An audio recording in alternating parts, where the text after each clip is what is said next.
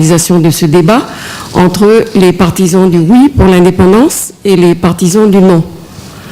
Nos journalistes animeront le débat, mais au nom du conseil d'administration, je voulais rappeler que JIDO fait partie des médias qui ont accompagné le processus d'émancipation de ce pays. Et ce débat qui vous est proposé aujourd'hui s'inscrit bien dans ce cadre-là, car c'est par le dialogue que nous arriverons à faire chemin ensemble. Encore merci au Centre culturel pour l'endroit et je passe le relais à l'équipe de la rédaction. Merci Vivi donc, pour cette introduction. Amis auditeurs et auditrices, bienvenue sur nos ondes. Merci encore une fois d'être avec nous pour cet espace de discussion. Je rappelle simplement que c'est un espace qui est consacré en principe pour un invité de la rédaction, un invité de la semaine. Aujourd'hui, l'espace va durer 1h30, donc 90 minutes de discussion. On vous a parlé donc du cadre, ça va être entre les partisans du oui pour l'indépendance et ceux qui sont pas d'accord avec le oui. Je rappelle simplement que nous avons comme invité pour les indépendantistes Jacques Lallier pour l'UC FLNK et ses nationalistes, Claude Gambé représentant l'UNI, Gilles Brial pour le Rassemblement Les Républicains, Philippe Dunoyer pour Calédonie Ensemble et Philippe Blaise pour les Républicains calédoniens. Je vous rappelle encore que ce sont des invités qui représentent les groupes habilités à faire la campagne pour le scrutin du 4 novembre prochain. Je rappelle encore une fois que cet espace que nous proposons ce vendredi est un débat entre les indépendantistes et les non-indépendantistes. La question qui sera posée aux électeurs le 4 novembre est assez claire. Voulez-vous que la Nouvelle-Calédonie accède à la pleine souveraineté et devienne indépendante ? À quelques semaines du scrutin, il serait opportun d'entendre de nouveau les arguments de chaque camp sur la viabilité de leur projet ou de leur vision de l'avenir de ce pays. La question qui sera proposée aux indépendantistes est bien sûr pourquoi l'indépendance est un projet qui vous semble la solution idéale pour le pays. Et c'est aussi la question qui sera proposée aux non-indépendantistes, pourquoi ne faut-il pas être souverain et indépendant? La discussion, je vous rappelle que ce sera une discussion assez ouverte. Je rappelle également que nous proposons ce premier rendez-vous. D'autres rendez-vous et de débats entre les partisans du oui et les partisans du non seront proposés prochainement. Nous sommes encore en pleine période de pré-campagne électorale. Rappelons également que la campagne électorale effective, ça va être au mois d'octobre, donc jusqu'au 2 novembre. Avec ces questions, on sera amené bien sûr à débattre sur les compétences transférées, les compétences qui vont être transférées, les enjeux du scrutin, comment chaque camp s'organise pour mobiliser les électeurs. Je vous trace des questions comme cela pour qu'on soit libre dans cet espace pour parler, pour discuter, puisque nous sommes appelés à discuter pour l'avenir du pays.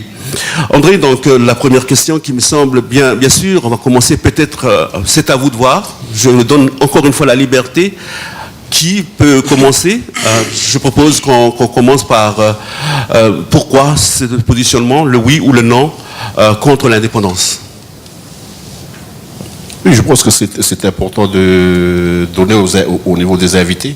Nous sommes dans un lieu très symbolique, le lieu Jean-Marie Tjibaou, qui a effectivement, quand il a signé l'accord avec M. Jacques Lafleur, il disait qu'il avait cette vision-là, où à la fin du processus, il y aura l'indépendance. Donc, pour accueillir ceux qui tiennent l'argument pour dire nous continuons à rester avec la France. On peut donner effectivement la parole à M.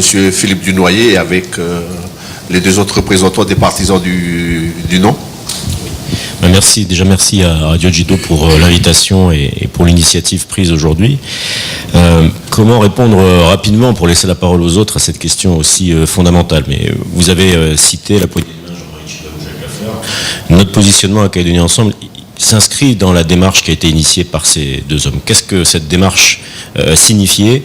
Elle signifiait d'abord le retour à la paix, parce que nous sortions d'années très dures en Nouvelle-Calédonie. Elle nécessitait également un dialogue permanent entre les uns et les autres, un partage de responsabilités. Et bien finalement, paix, dialogue, partage sont les trois axes qui fondent le positionnement politique aujourd'hui de Calédonie Ensemble. Avant, à l'occasion du référendum et après. Donc je ferai court et ensuite j'aurai l'occasion d'y revenir certainement. Avant D'abord, et c'est important parce que on est encore à quelques semaines du référendum, mais il y a eu beaucoup de travail qui ont été mené par les uns et par les autres. Et pour nous, il est important d'expliquer que ce positionnement, il est aussi dans la recherche d'une identité commune, d'un destin commun, puisque c'est ce que les pères fondateurs des accords Matignon-Oudinot et de l'accord Nouméa recherché.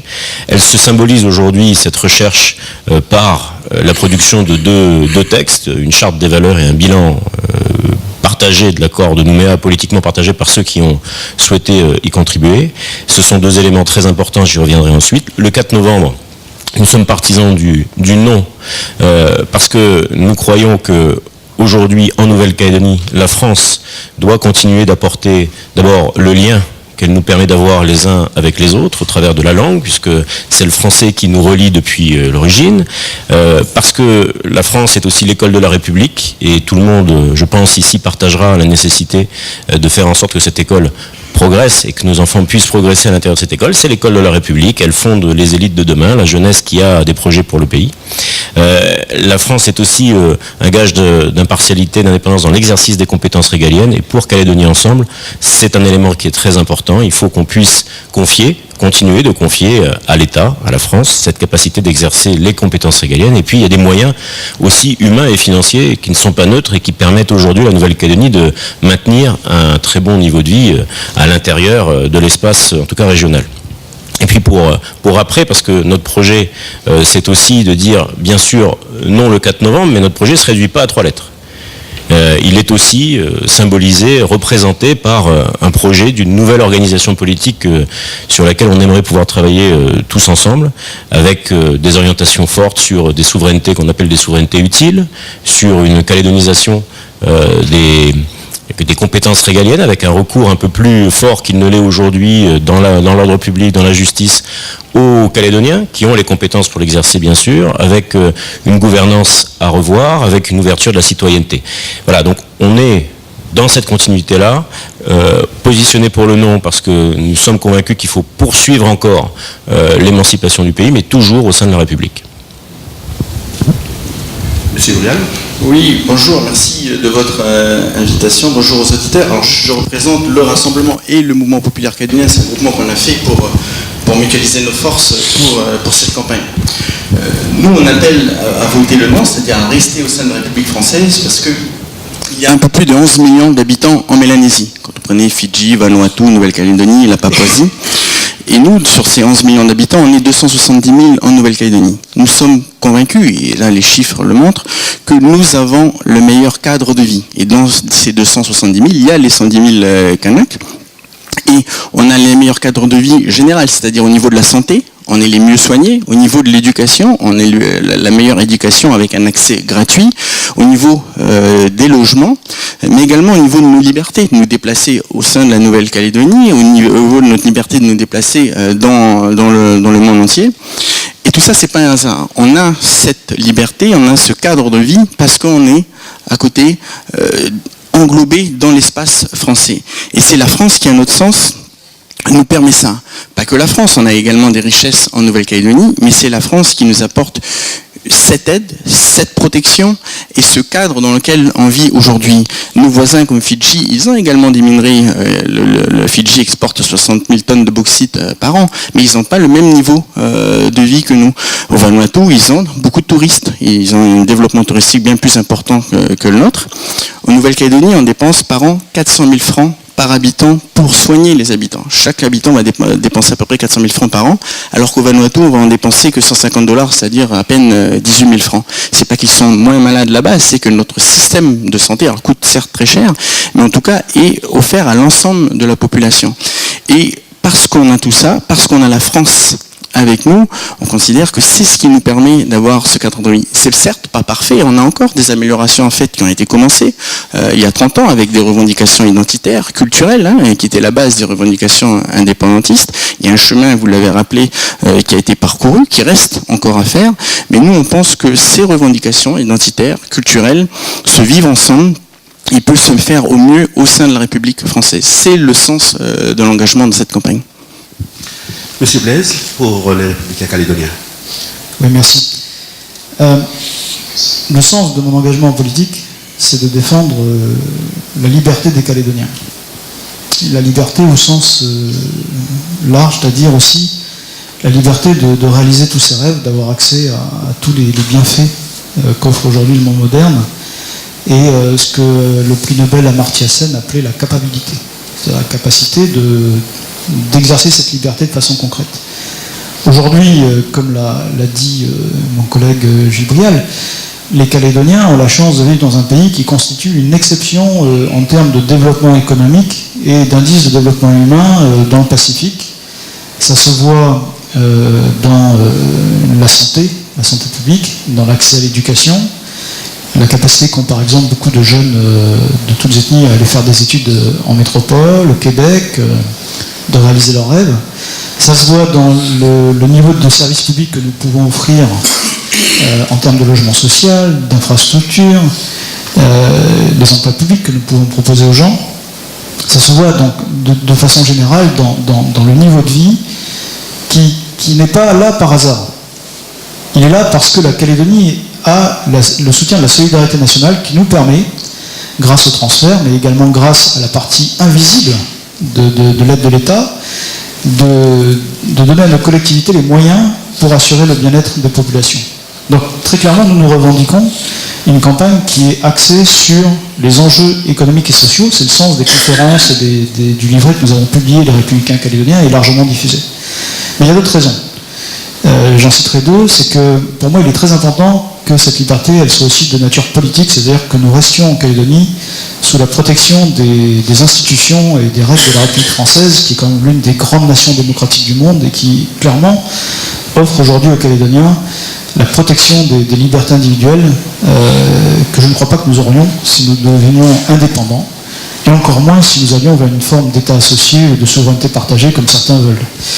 Et puis il y a un troisième point, c'est qu'il y a un peuple premier en Calédonie, mais il n'y a pas de peuple deuxième ou de peuple troisième. C'est l'un des héritages de l'accord de Nouméa, c'est que nous sommes tous égaux en dignité, et d'ailleurs c'est le sens de la citoyenneté calédonienne qui a été acceptée par tous, c'est que nous puissions tous avoir les mêmes droits et les mêmes devoirs. Et mon intime conviction, c'est qu'aujourd'hui, le projet qui est porté par le FNK, c'est un projet qui est plus axé dans une forme de revanche sur l'histoire, qui mettront en avant, une communauté par rapport aux autres, et qu'aujourd'hui, ce qui garantit l'égalité en dignité des Calédoniens, l'accès à l'emploi, l'accès à la formation, les droits politiques, c'est bien que nous sommes tous français.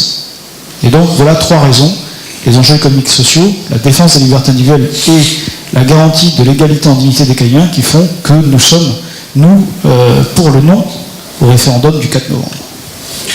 Voilà trois interventions donc pour ceux qui sont partisans du non à la question le 4 novembre prochain. On va passer aux représentants indépendantistes. Je rappelle simplement aux auditeurs et à nos invités qu'on a 45 minutes donc, de discussion. On fait une petite pause et puis après on repart sur 45 minutes. Donc c'est pour avertir aussi les auditeurs. Voilà. Monsieur Lallier, si vous... Oui, donc bonjour Guido, bonjour aux auditeurs. Moi je ne peux pas m'empêcher d'abord parce que ça fait 48 ans que je milite, donc je suis parmi les invités, les personnes qui ont un petit peu suivi l'histoire. Et je ne peux pas m'empêcher de citer donc des personnes en ressources. Et là, je vois Maggie Declercq qui est là, qui fait partie, qui était, donc son mari était quelqu'un qui a un Européen qui s'est investi dans l'émancipation du peuple kanak. Donc je salue, on est là dans le centre culturel Jean-Marie. Jean-Marie a malgré ce qui s'est passé à Yingen, il a décidé quand même, dans l'intérêt général, de lever les barrages, le sacrifice de ses frères, mais par la suite de sa vie à lui, et avec Yéméné.